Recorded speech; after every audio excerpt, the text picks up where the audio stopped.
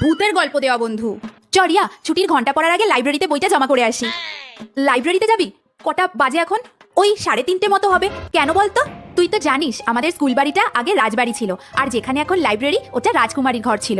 রাজকুমারী ছিল অসাধারণ সুন্দরী, আর তার ছিল খুব পড়ার ঝোঁক, তাই সে দেশ বিদেশ থেকে বই এনে নিজের ঘরে রাখতো। সব ঠিকই চলছিল জানিস, একদিন দুপুরবেলা রাজকুমারী বই পড়তে পড়তে ঘুমিয়ে পড়েছিলেন। তখন ছিল শীতকাল। ব্যাস, ঘটে গেল সাংঘাতিক দুর্ঘটনা। সেই ফায়ারপ্লেসের আগুনের ফুলকি প্রথমে পর্দায়, সেখান থেকে আগুন ছড়িয়ে পড়ল সমস্ত ঘরে।